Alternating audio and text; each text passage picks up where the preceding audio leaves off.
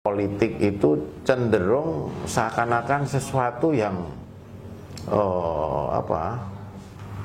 harus curang-curangan. Nah, kalau misalkan generasi milenial ini akan punya cita-cita menjadi seorang politisi, apa sih yang sebenarnya harus dipersiapkan terlebih dahulu gitu?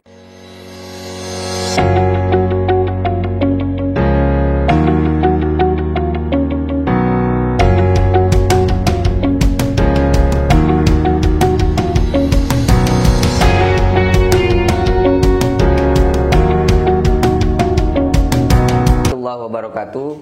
Bersama saya Abu Laka Arkaida dalam program Ngobrol Politik di channel Serdadu ID.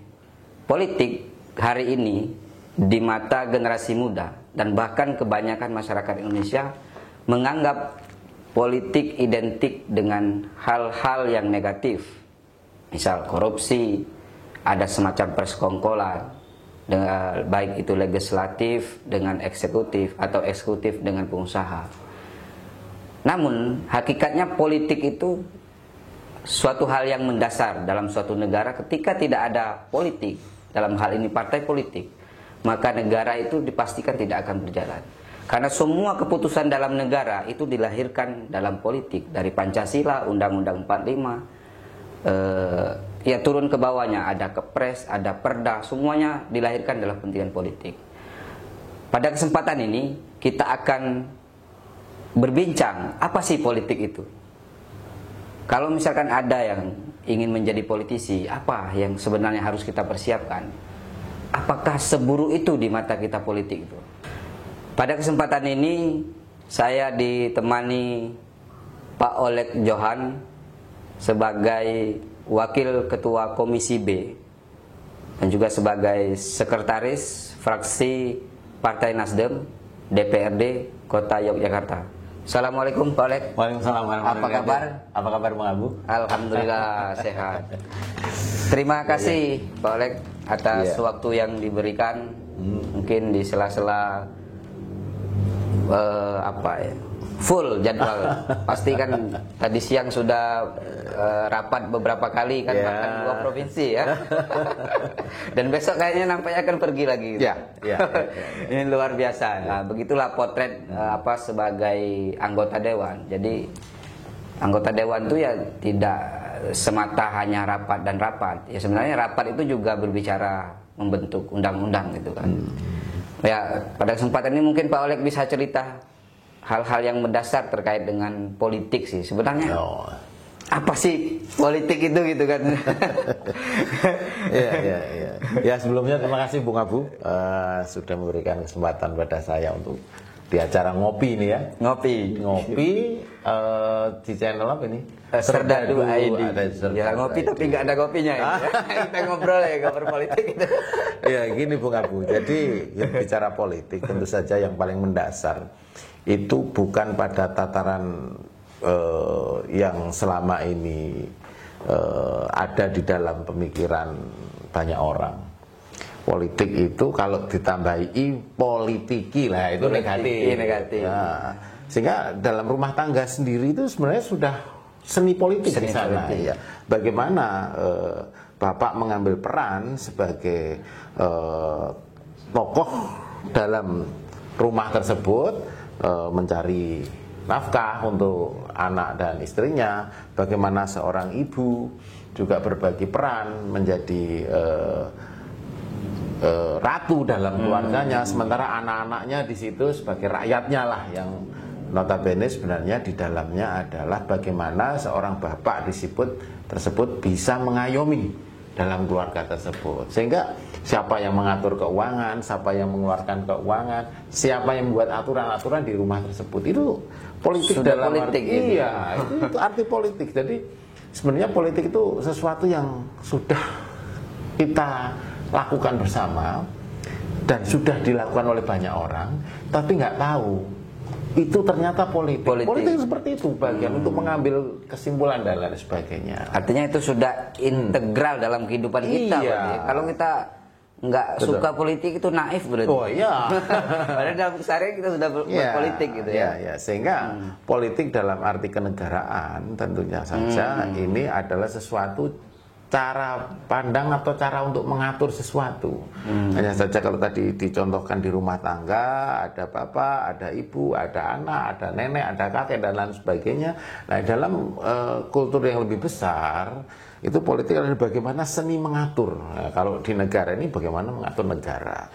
Demikian juga kalau di lingkungan yang agak besar, mulai dari kelurahan atau kecamatan, bahkan kota, apalagi di legislatif saat ini. Nah, jadi seni politik itu adalah suatu seni yang sebenarnya tiap hari kita lakukan. Jadi bukan sesuatu yang yang orang lain tidak melakukan. Hanya saja dalam pemahaman ini, politik itu cenderung seakan-akan sesuatu yang harus curang-curangan. Gitu. Padahal politik nggak seperti itu. Gitu. Berarti begitu sahabat milenial. Ternyata kalau berbicara politik dalam keseharian tuh kita juga melakukan aktivitas politik. Saya jadi ingat pesan dosen saya dulu, memang hakikat manusia itu 20%-nya politik, proporsional itu 80%. Jadi kita jangan apolitis gitu ya. Artinya karena ketika kita benci dengan politik, ternyata dalam keseharian, baik mencari teman, berbisnis, bahkan mencari pasangan hidup juga harus politik. Menarik sekali. Nah, kalau maksud itu berarti satu kebutuhan yang mesti dilakukan oleh manusia gitu. Nah, kira-kira kalau misalkan generasi milenial ini akan punya cita-cita menjadi seorang politisi, apa sih yang sebenarnya harus dipersiapkan terlebih dahulu gitu? Iya, terima kasih Bung Abu. Jadi ada beberapa hal. Sebenarnya persiapan itu sendiri secara intuisi, secara kemanusiaan sudah ada. Hanya saja bisa mengolah itu muncul atau tidak. Sebenarnya ketika seorang anak mungkin dari SD ke SMP untuk memilih dia harus di mana, itu kan sudah mulai menentukan pilihan gitu. Mau di SMP apa, SMP 1, SMP udah pilihan. Ketika di SLTA juga begitu. Ini mau masuk jurusan IPA atau jurusan IPA juga udah mau pilihan. Nah, konteksnya politik yang akan kita obrolkan saat ini adalah konteks bagaimana berpolitik dalam kekuasaan. Karena yang namanya kekuasaan itu tidak ansih sesuatu yang harus mencurangi atau menciderai pihak-pihak lain. Sehingga dalam hal ini ketika kita bicara politik, apa saja yang harus kita persiapkan seperti yang Bung Abu sampaikan. Yang pertama adalah bagaimana mempersiapkan hati jiwa kita. Itu dulu. Jadi karena dalam seni berpolitik itu kita harus bisa menerima segala perbedaan yang ada. Karena pada dasarnya kesempurnaan itu adalah dari perbedaan itu sendiri. Ada yang begini, ada yang begitu, sehingga menimbulkan kesempurnaan. Sehingga dalam hal ini kita harus siapkan hati untuk siap berbeda. Iya, harus siap berbeda. Sehingga ketika ada hal yang tidak sesuai dengan apa yang menjadi keinginan kita dan kita bisa menerima, artinya di situ kita bisa legowo, belajar legowo. Meskipun ini tidak berarti mudah, tetapi bisa dipelajari. Nah, namun kemudian bahwa ketika kita bicara perbedaan, tentu saja kita juga berbicara tentang kesamaan-kesamaan. Jadi tidak selalu politik itu berbeda. Karena politik itu cenderung kepada bagaimana kita bergaul, menerima kekurangan dan kelebihan kawan kita gitu. Sehingga kita harus belajar dari itu dulu. Sehingga kalau kita sudah bisa memahami itu, learning by doing, nah baru kita bisa menerima. Namun aspek yang lain adalah ketika orang menjadikan politik itu menjadi tujuan untuk mencari sesuatu. Ini yang belum diperdalam kayaknya. Gitu. Jadi mencari kekuasaan oke. Tapi kalau politik itu dipolitisir, nah ini akan beda lagi.